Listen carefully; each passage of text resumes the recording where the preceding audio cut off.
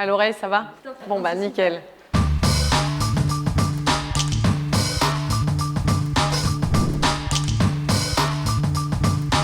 J'ai eu deux déclics, qui sont plutôt des déclics littéraires. Le premier, c'est les livres de Jean-Henri Fabre. C'est un entomologiste qui écrit des livres extraordinaires sur la nature, les insectes. Et puis le deuxième, c'est les ouvrages d'Alexandra David-Néel, qui était une grande exploratrice, qui est partie explorer toute une partie de l'Asie. Et c'est là où j'ai réalisé, où j'ai fait le lien entre le petit et peut-être le global, et ce qui vraiment est le socle de la transition écologique. Et puis c'est vrai ensuite, j'ai habité en Asie, et c'est vrai que quand vous êtes par exemple dans un pays comme l'Inde ou comme la Chine, cette question de la transition écologique, elle vous saute aux yeux tous les jours, au quotidien, avec les ordures dans la rue, avec des modes de consommation aussi dont il faut peut-être s'interroger.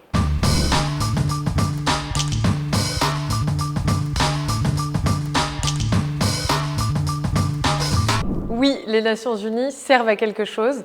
Les Nations Unies, ce n'est pas parfait, mais il nous faut une enceinte, il nous faut un endroit où l'ensemble des pays du monde peuvent se rassembler pour discuter des problèmes communs à l'humanité, et au premier chef, celui du réchauffement climatique et de la préservation de la nature.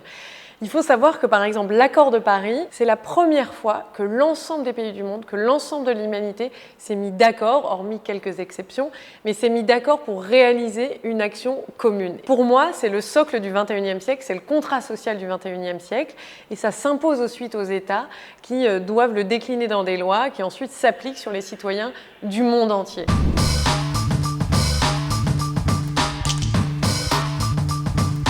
L'agenda en 2021, à l'échelle internationale, pour le réchauffement climatique et la préservation de la nature, c'est l'action. 2020 devait être l'année de l'action. Puis on a vu ce qui s'est passé, malheureusement, et donc en 2021, on n'a pas le choix, il faut malgré le contexte continuer à agir. Et ça tombe bien parce que c'est une année qui est clé.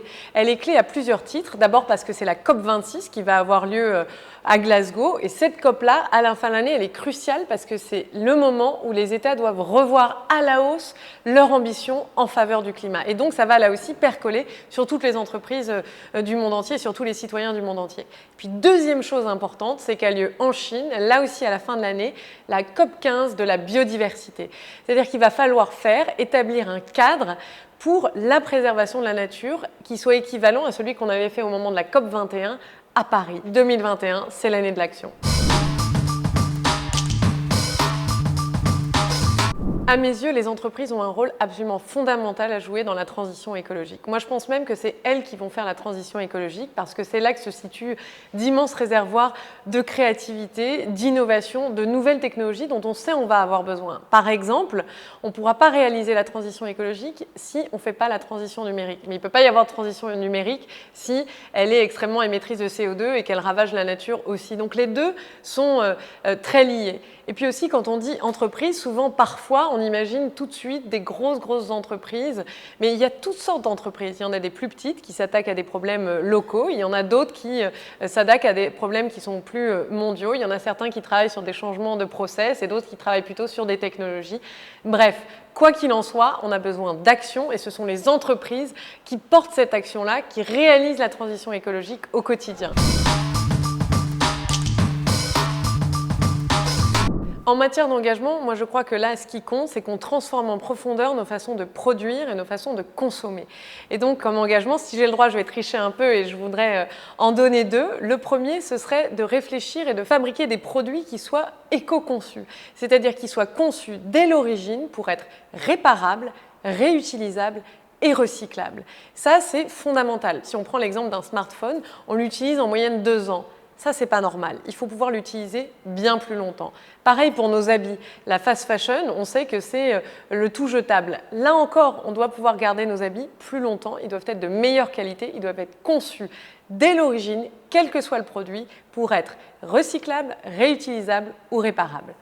Et puis la deuxième chose aussi, c'est que dans la loi anti-gaspillage que j'ai portée en France, il y a une mesure phare qui est l'interdiction de destruction des produits neufs qui n'ont pas réussi à être vendus. Et ce que j'aimerais, c'est que les entreprises françaises qui ont des filiales à l'étranger, qui travaillent dans d'autres pays du monde, eh bien, se l'appliquent aussi à eux-mêmes. Et je crois que de cette façon-là, on arrivera à l'échelle de la planète, peu à peu, à arrêter cette absurdité totale qui est de produire pour détruire.